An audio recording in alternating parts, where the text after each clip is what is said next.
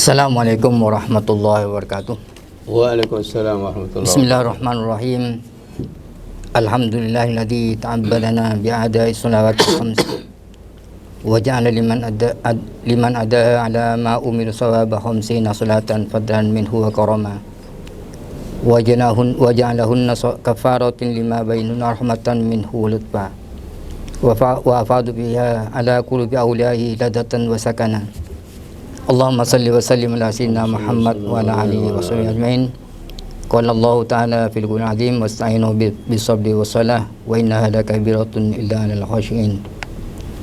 Wa qala Rasulullah sallallahu alaihi wasallam an Hurayth bin Qabisah qala qadimtul Madinata faqultu Allahumma yassir li jalisan salihan qala fajlastu ila Abi Hurairah faqultu Inni sa'altu Allah ayyarzuqani jalisan salihan fahaddithni bihadithin sami'tahu min Rasulillah sallallahu alaihi wasallam la'alla Allah yanfa'ani bihi faqala sami'tu Rasulullah sallallahu alaihi wasallam yaqul inna awwala ma yuhasabu bihi al-'abdu yawmal qiyamati min amali salatuhu fa in salahat faqad aflaha wa anjaha wa in fasadat faqad khaba wa khasira.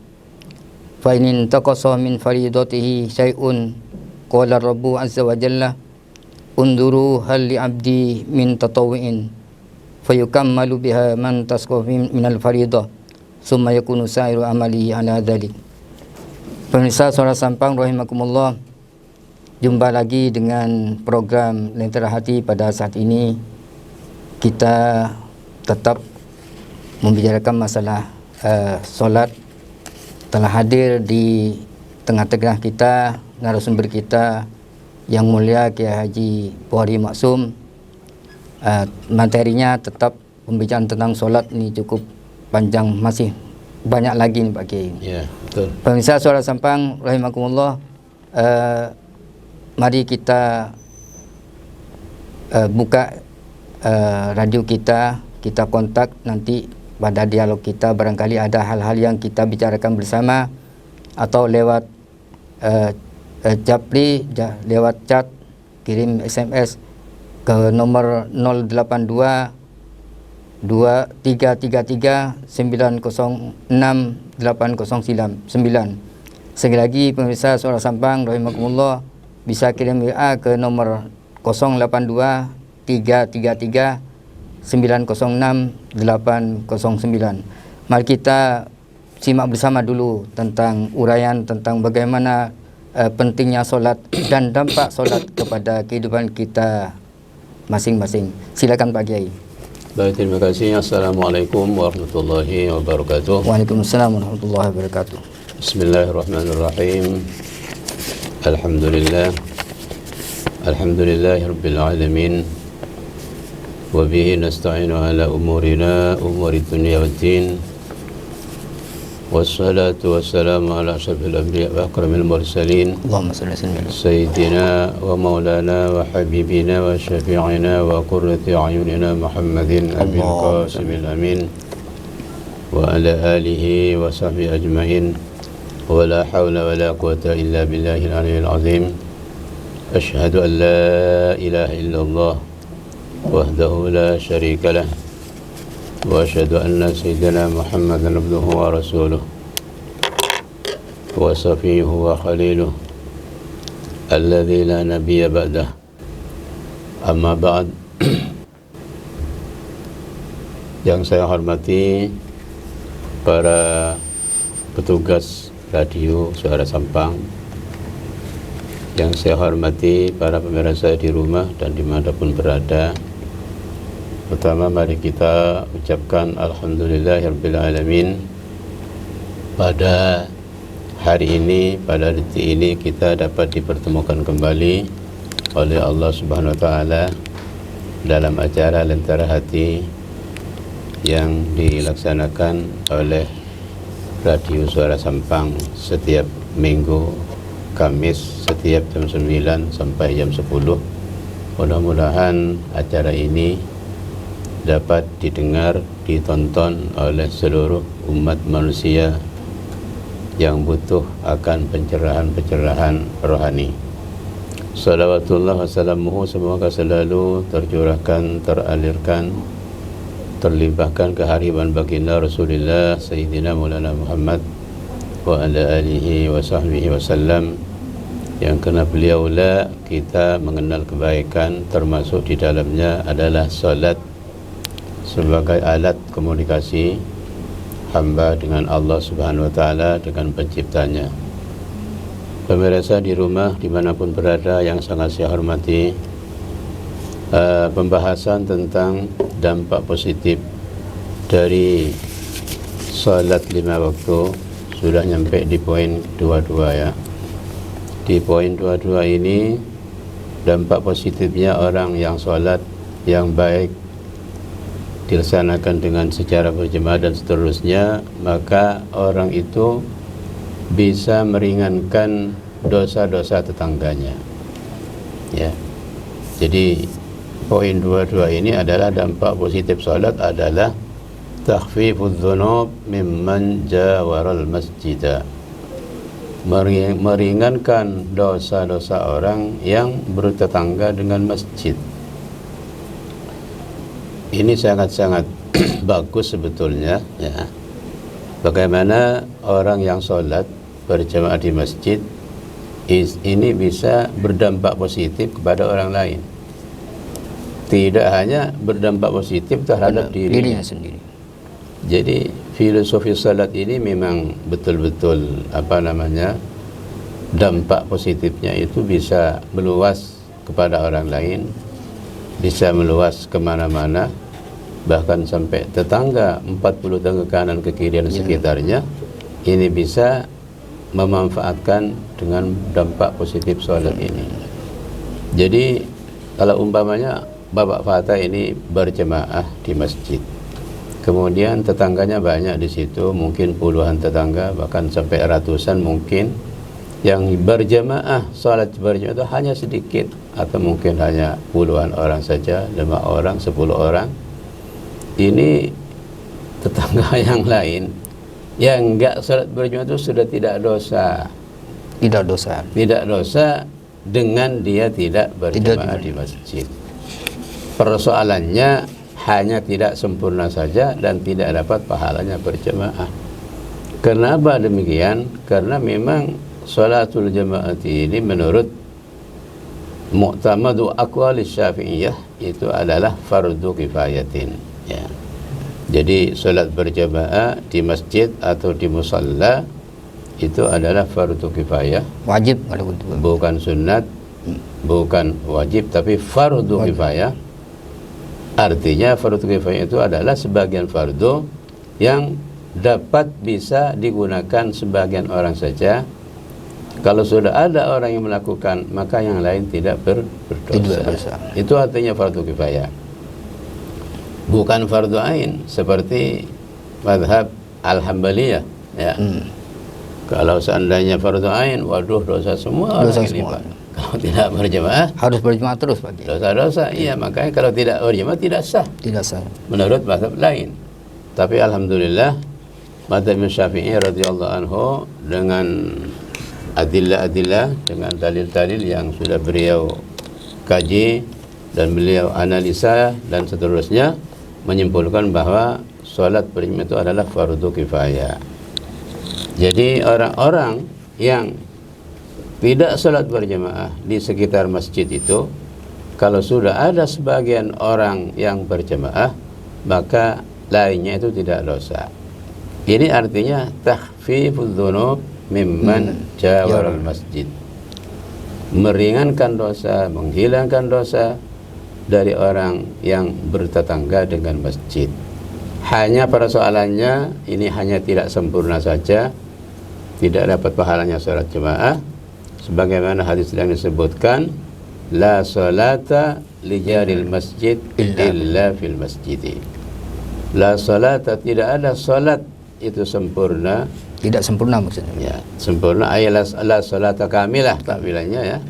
La salata kamilah, tidak ada salat sempurna bagi orang yang bertetangga dengan masjid kemudian dia tidak salat berjamaah di masjid. walau shalla jama'atan fi baitihi ma'a iyalihi, walaupun dia salat di rumahnya bersama keluarga, tapi tetap tidak nyampe dan tidak bisa mengejar kesempurnaan yang sholat di masjid. Begitu, Pak. Karena itu kadang-kadang orang ini banyak bertanya begitu ya, bagaimana Pak Kiai, saya ini tidak berjemaah ke masjid, tidak ke mushola, tapi saya bersama dengan keluarga di rumah. Ya itu jawabannya, ya sah-sah saja. Yang penting di masjid sudah tidak kosong, ada orang yang berjemaah, tapi hanya kesempurnaan sholat itu jauh lebih besar sholat di masjid. Oleh karena itu Rasulullah sallallahu alaihi wasallam memang pernah memperingati kepada sahabat Rasulullah pada waktu itu, sehingga beliau mengeluarkan ancaman-ancaman, diancam oleh Rasulullah SAW kalau sudah ada orang azan kemudian tidak ada jawab azan dengan jawaban positif, artinya datang ke masjid, kemudian Rasulullah itu mengancam dengan membakar rumah-rumah mereka. Itu ancaman beliau, artinya tahdzir, tarhib itu saja. Cuma nakut-nakuti. Ya, nakut-nakuti saja ya. Jadi dalam hadis itu memang ada tarhib, ada tahdzir, tarhib itu. Inilah kemudian mungkin yang dibuat dalil oleh para ulama Hambaliyah bahwa sholat jamaah itu adalah fardu ain ya. Kalau di Syafi'i itu kan fardu kifayah. Alhamdulillah kita sebagai pengikut mazhab Syafi'i. Oleh karena itu, mari kita sholat ini diperhatikan, jangan sampai tidak sholat berjamaah. Seterusnya, yang tidak sholat berjamaah ini sebetulnya harus terima kasih Pak kepada teman-teman yang sudah berjamaah, tetangga-tetangga yang rajin, rutin, istiqomah sholat berjamaah. Harus terima kasih itu sebetulnya. Anda yang tidak sholat berjamaah, ini sudah gugur dosanya disebabkan orang yang sholat berjamaah itu. Jadi harus berterima kasih. Tidak berterima kasih juga tidak mendukung, bahkan kadang-kadang yang tidak berjamaah ini benci kepada orang yang berjamaah. Begitu. Waduh, pura-pura saja itu katanya gitu kan. Oleh karena itu, mari kita hargai orang-orang yang beribadah, yang karena Allah, yang ke masjid ini sudah bisa menggugurkan dosa jenengan semua. Yang jenengan ini sibuk, tidak punya kesempatan untuk datang ke masjid. Ini menurut saya adalah termasuk dampak positif yang sangat mengagumkan kita semuanya. Masih diberi keringanan. Dosa-dosa orang yang tidak punya ini bisa gugur, tidak dosa disebabkan teman-teman dan tangga-tangga yang berjamaah. Ini adalah Islam seperti itu. Artinya apa? Filosofinya, salat itu sangat mengandung ta'awun dan tasamuh, begitu ya. Sangat mengandung ta'awun dan tasamuh. Tolong menolong dan saling menghargai sesamanya. Jadi saling menghargai atau tolong menolong itu bukan hanya dalam masalah material atau materi, tidak, tapi juga dalam masalah meringankan dosa, begitu juga dalam masalah pahala, kita tetap di situ ada ta'awun. Ya, buktinya kalau orang mati itu kan kita bantu juga Pak. Orang mati kita bantu dengan doa, menyalaten, menyembayangin kan seterusnya, kita bantu, itu ta'awunnya kita dan tasamuhnya kita, penghargaan kita kepada orang yang mati. Dan seterusnya juga setelah dikubur masih boleh disolatin. Kalau ada punya kesempatan di waktu belum dikubur, bisa disolatin setelah dikubur. Itu adalah bentuk ta'awun, tasamuh yang melalui sholatnya, melalui sholat itu. Jadi betul-betul dirasakan oleh yang melakukan, bahkan kepada orang lain juga Pak Kiai. Iya, makanya ini ta'awunnya kita ini umat Islam tidak hanya waktu hidup Pak. Ta'awun dan tasamuhnya tidak hanya kita waktu hidup. Jadi semenjak kita lahir sampai mati dan setelah mati pun juga di situ masih ada ta'awun dan tasamuh. Iya gitu. Inilah Islam. Jadi Islam ini sangat sangat toleran sebetulnya. Sampai orang mati pun masih Ditoleransi. toleransi, apalagi orang Orang hidup. hidup sama-sama hidup. Ini yang kedua-dua, ya. Kemudian yang kedua tiga ini adalah orang yang rajin sholat, apalagi berjamaahnya rajin, maka salamatun minal bala wal fitan wal mihan, selamat dari bala dan fitnah dan ujian-ujian yang lain, ya. Orang yang rajin sholat itu diselamatkan dari bala, dari fitan, dari fitnah-fitnah, dan juga dari ujian-ujian yang dianya tidak sanggup memikulnya. Paling tidak orang yang rajin sholat, fitan atau bala yang paling ringan itu adalah diselamatkan dari kegelisahan di rumahnya sendiri, gitu ya. Jadi orang terus terang saja, kalau sudah sholatnya ini tidak rajin, ini pasti dan pasti tidak akan mengalami ketenangan jiwanya. Gelisah. Walaupun dia itu banyak hartanya, banyak duitnya, kekayaannya melimpah, dia ngaku selaku orang Islam, tapi sholatnya tidak diperhatikan, tidak dijaga, maka selamanya dia tidak akan mengalami ketenangan. Pasti dia akan mengalami kegelisahan-kegelisahan, terutama antara dia dengan keluarga. Ya, pasti ada masalah terus, ya. Coba sampai lihat, banyak orang kan yang begitu, betul. konflik dengan keluarganya, konflik dengan anak-anaknya, konflik dengan istrinya, padahal hartanya banyak, punya gaji cukup, ya, tapi tidak pernah mengalami ketenangan. Itu kontrol sholatnya dulu, ya, sholatnya kontrol. Mungkin sholatnya itu kurang bagus, atau memang lalai, atau memang bagaimana begitu, ya. Makanya sholat ini ada termasuk sesuatu yang memang membawa ketenangan bagi kita semuanya. Salamatun minal bala, diselamatkan orang dari bala dan seterusnya itu. Kemudian yang kedua tiga ya, 24 itu adalah menyebabkan orang itu husnul khatimah. Jadi akhir hayat itu baik, mati dalam keadaan Islam dan iman. Memang ada seorang ulama namanya Syekh Abdullah bin Faqih Al-Faqih itu mengatakan, di antara sesuatu yang bisa menyebabkan orang itu mati su'ul khatimah, ini adalah lalai dalam sholat, lalai dalam melakukan sholat, ya, itu bisa menyebabkan su'ul khatimah. Dan ini pasti, Pak, pasti dan pasti bagi orang yang lalai sholat, pasti nanti dalam akhir hayatnya, dalam waktu mati nanti, sakaratul maut, itu pasti akan mengalami masalah, ya, pasti itu, pasti akan mengalami masalah. Syukur-syukur kalau dia masih bisa mengatakan, menyebut kalimat tauhid. Jangan-jangan nanti dia tidak bisa menyebut itu, kemudian matinya dengan mati jahiliyah, tidak mati Islam. Ini sangat-sangat kita takuti, Pak. Oleh karena itu, kami secara kelembagaan MUI dan juga secara pribadi mengajak kepada seluruh umat muslim, khususnya Sampang dan umumnya dimanapun berada, marilah kita jaga sholat,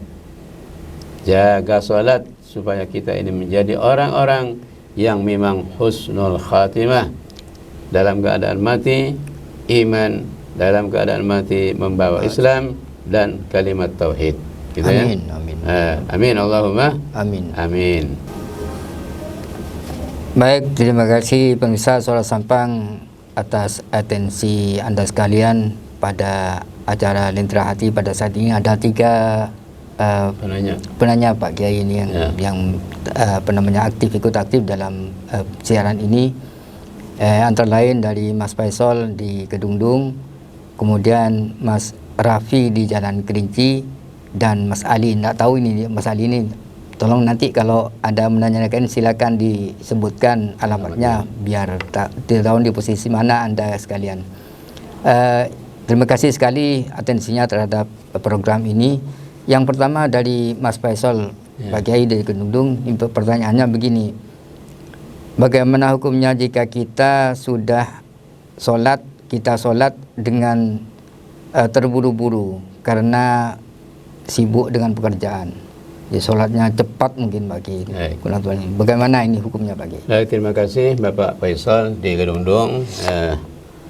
Ini perlu penafsiran Pak Faisal ya. Orang yang keburu-buru sholat cepat ya, ini ada dua.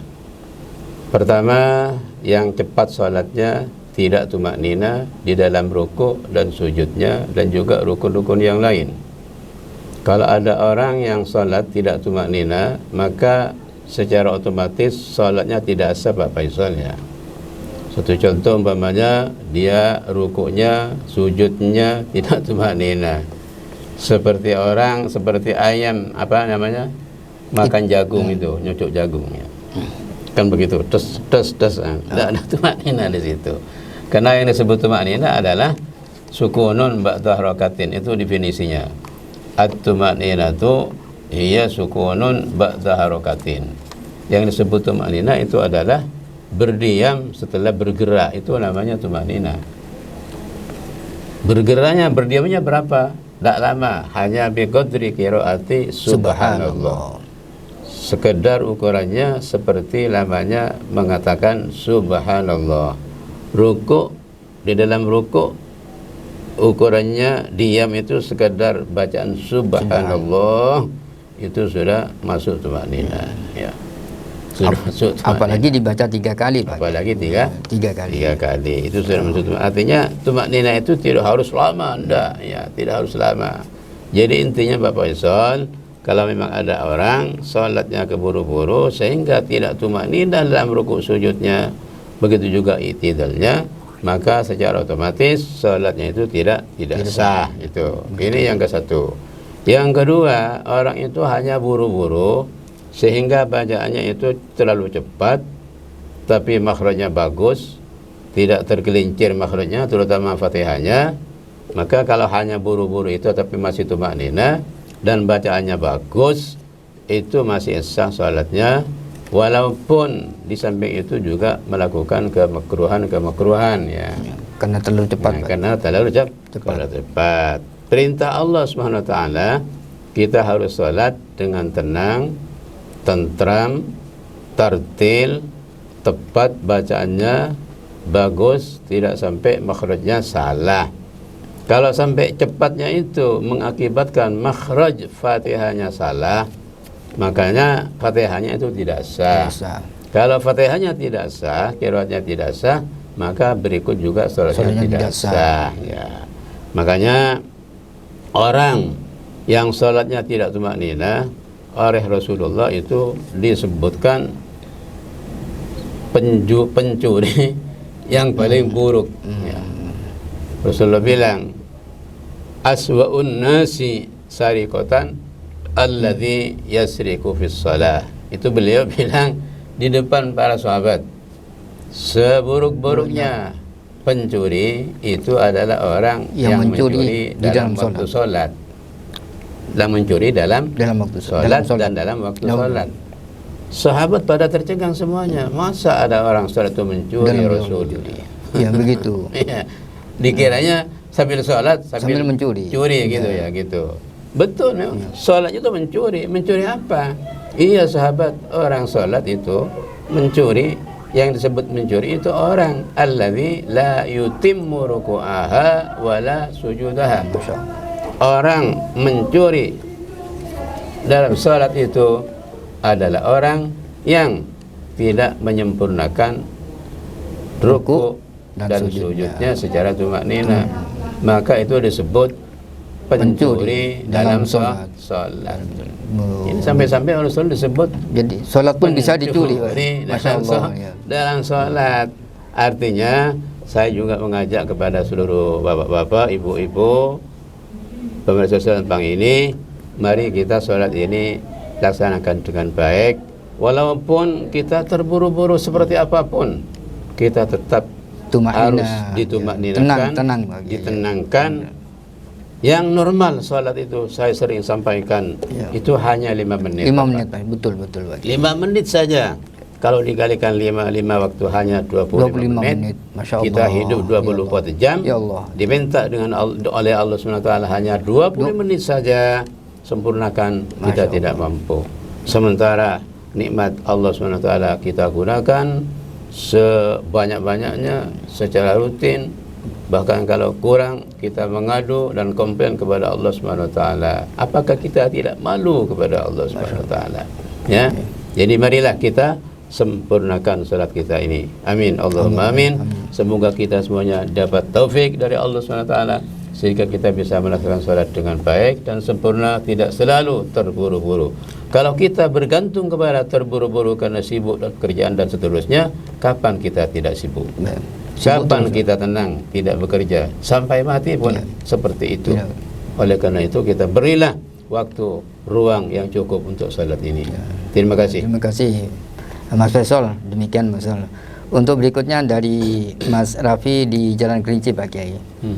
Jika kita melaksanakan sholat fardu di satu tempat, kemudian masih mau mendirikan sholat sunnah, maka apakah disunnahkan pindah tempat dari tempat sholat sunnah, dari sholat fardu tadi ke tempat lain, yang dimaksudkan agar lebih banyak tempat yang digunakan biar menjadi saksi kelak di akhirat, begitu? Baik, terima kasih Mas Rafi di Jalan Kelinci. Ya, memang Rasulullah SAW itu ya, kalau sholat sunnah itu di rumahnya Pak.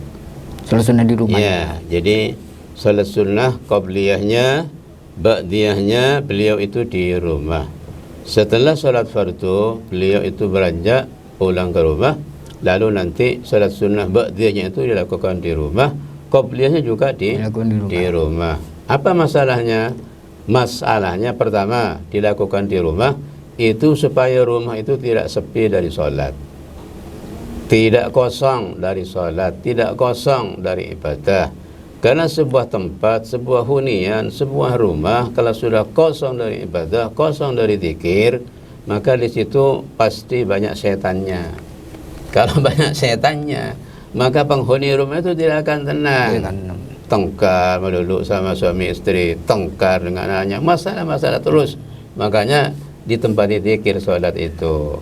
Kaitan dengan itu, maka Rasulullah bersabda kepada sahabat pada waktu itu, la taj'alu sholatakum kuburan. Apa buyutakum kuburan? La taj'alu buyutakum kuburan. Jangan kalian jadikan rumah-rumah kalian itu seperti kuburan. Bagaimana kuburnya? Tidak di tempat sholat, tidak di tempat zikir, tidak di tempat baca Quran apa. Jadikan sholat itu banyak zikirnya, banyak sholatnya. Oleh karena itu, kata jangan ini barangkali bagi bapak-bapak yang sudah sholat fardu berjamaah di masjid, kalau memang ya tidak ada pekerjaan di masjid yang harus disempurnakan, diteruskan, tidak ada wiridan, tidak ada hizib, tidak ada wirid yang harus dibaca di masjid, maka silakan beranjak pindah ke rumah untuk melakukan sunat ba'diyah setelah sholat fardunya itu. Ya, kalau memang itu ada pekerjaan di masjid yang harus diselesaikan dengan secara itikaf dan seterusnya, maka dipersilahkan bapak itu disunnahkan pindah, bergeser sedikit ke tempat yang lain. Itu sunnah secara fikih. Itu memang disebutkan di kitab-kitab fikih bahwa orang itu sunnah pindah setelah sholat berjamaah ke tempat lain di selain berjamaah itu, ya. Geser sedikit aja, geser sedikit ke belakang atau ke kiri, ke kanan. Tujuannya supaya banyak tempat-tempat yang menyaksikan bahwa sampean itu sholat di situ, begitu. Namun demikian, ada pendapat juga yang mengatakan kalau sudah dipisah, ya, setelah sholat fardu itu dipisah, ditafrik dengan zikir, ditafrik dengan bacaan salawat dan doa dan seterusnya, itu sudah cukup, tidak usah pindah katanya. Ya, ini sebagian pendapat begitu. Alasannya kenapa tidak usah pindah? Karena begini Pak, Pindah itu juga ada resikonya. Resikonya kita tidak dapat doa malaikat yang di tempat sholat. Ada hadis yang mengatakan, barang siapa sholat fardu berjamaah, kemudian dia tetap di tempat sholatnya, tidak pindah, tidak beranjak, maka malaikat mendoakan kepadanya dengan doa yang sangat singkat dan simpel, Allahumma ghfir lahu warhamhu. Di riwayat juga ada yang dibalik, Allahumma arhamhu wa ghfir lahu ma dama fi musallahu wa ma lam yuhdis aw yatakallam bi umurid dunya. Ini syaratnya. Selama dia tidak pindah di tempat sholat, dan selama dia tidak hadas, dan selama dia tidak ngomong-ngomong tentang masalah keduniaan, maka malaikat itu walaupun satu hari dia ada pindah dari situ, tetap yang namanya malaikat itu mendoakan dengan doa tadi, Allahumma arhamhu wa ghfir lahu. Ya Allah, kasihanilah, rahmatilah dia dan ampuni dosa-dosa dia. Ini doa malaikat. Ya. Jadi ini kesimpulannya Pak Rafi. Sampean kalau tafsir ini ya, bisa sampean juga pindah supaya banyak yang menyaksikan. Kalau bisa pindah ke rumah, di rumah supaya tidak kosong dari zikir dan sholat. Kalau itu tidak bisa dilakukan karena ada hubungan dengan zikir dan bacaan yang harus dilakukan di masjid, maka tidak usah, cukup sampean bergeser saja sedikit ya. Kalau bisa nanti kembali lagi ke tempat sholatnya itu, barangkali masih mendapatkan doa malaikat itu lagi gitu ya. Terima kasih Mas Rafi ini. Kemudian yang pertanyaan yang ketiga dari Mas Ali, alamatnya ini juga tidak jelas bagi di mana alamatnya, tidak disebutkan. Pertanyaannya, apakah saat sholat Jumat ketiduran, jadi sehingga ketiduran dia tidak melakukan sholat, ada orang tidak melakukan sholat, apakah itu termasuk orang kafir? Karena katanya Mas Ali, saya pernah dengar kalau laki-laki tidak sholat Jumat sampai 3 kali akan dimasukkan kategori orang kafir. Bagaimana?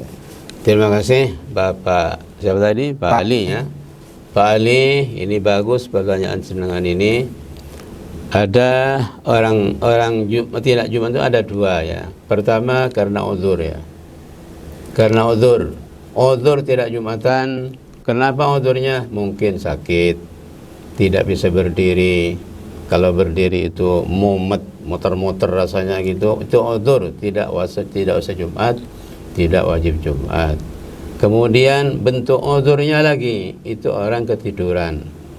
Tapi ketidurannya itu kalau Jumat ini setelah masuk waktu Jumat, setelah masuk waktu zuhur, setelah azan yang pertama itu masih tidur, memulai tidur. Kemudian dia tidak bangun, tidak ada yang bangunin karena sepi di rumah, tidak ada orangnya banyak pergi masalan umpamanya, maka dia setelah itu tidur, tidak bisa bangun, nanti tidak bangunkan, maka dia termasuk uzur juga ya, tidak dosa. Tapi kalau tidak ada uzur tadi, yang 2 itu tidak ada, maka dia tidak Jumatan, itu hukumnya fasik ya. Fasik. Jadi tidak kafir. Jadi walaupun sampai meninggalkan Jumat sampai 3 kali berturut-turut, hukumnya tidak kafir, tapi itu hanya fasik. Dosa. Ya fasik Pak. Fasik itu ya dosa besar sudah. Jadi tempatnya orang fasik itu kalau tidak tobat, maka jelas dicemplungkan, dimasukkan di neraka. Masya Allah. Wa ammal ladzina fasaku fama'wahumun nar, kata itu surat Sajadah.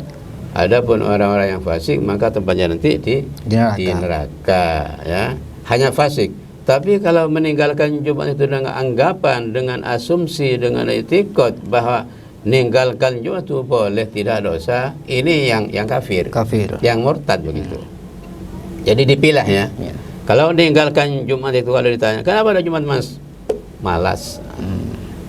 Tapi wajib ya menurut jenengan? Ya wajib, tapi malas saya untuk Jumatan. Itu fasik saja. Tapi kalau sudah meninggalkan Jumat walaupun hanya 1 kali atau 2 kali, ditanya kenapa ada Jumatan? Tidak wajib. Ini yang kafir, yang fasik. Karena apa? Karena menganggap sesuatu yang wajib, sesuatu yang harus dilakukan, dia menganggapnya tidak wajib. Jadi kata Sulam ini namanya apa? Membolehkan sesuatu yang tidak boleh ya. Tidak wajibkan sesuatu yang tidak wajib. Yang wajib. Ini makanya hati-hati. Termasuk sholat begitu ya. Ketika ada orang sholat, ada orang tidak sholat, ditanya kenapa tidak sholat, malas. Fasik. Fasik itu ya. Satu kali saja tidak sholat karena malas sudah fasik, apalagi berulang-ulang ya. Tapi kalau kita kata, kenapa tidak sholat kamu? Tidak wajib, cukup ingat ini murtad sudah. Murtad, tidak wajib. Kafir murtad namanya itu. Ya, jadi Pak Ali, sampean kalau hanya meninggalkan Jumat, anggapannya seperti itu, tapi tetap menganggap wajib, tapi mungkin hanya malas saja, maka siapapun tidak kafir, hanya itu tergolong kategori orang fasik yang tempatnya kalau matinya belum taubat nanti, maka tempatnya di neraka. Sesuai dengan ayat tadi di surat Sajadah itu. Demikian ya, yang bisa saya sampaikan. Mudah-mudahan ini bisa bermanfaat. Terima kasih Pak Kiai. Waktu juga yang harus membatasi kita, karena itu terima kasih atensinya terhadap para pemirsa Suara Sampang. Demikian materi Lentera Hati pada pagi ini. Mudah-mudahan banyak manfaat kepada kita dan juga kepada lingkungan semuanya. Hanya Allah yang akan bisa memberikan kita petunjuk. Mari kita tetap tegakkan solat. Jangan remehkan solat, karena solat ini sangat banyak sekali dampak positifnya bagi kita dan juga bagi orang lain. Demikian sekali lagi, terima kasih atas atensinya semuanya. Mohon maaf. Assalamualaikum warahmatullahi wabarakatuh. Kembangkan ekonomi pariwisata, agribisnis dan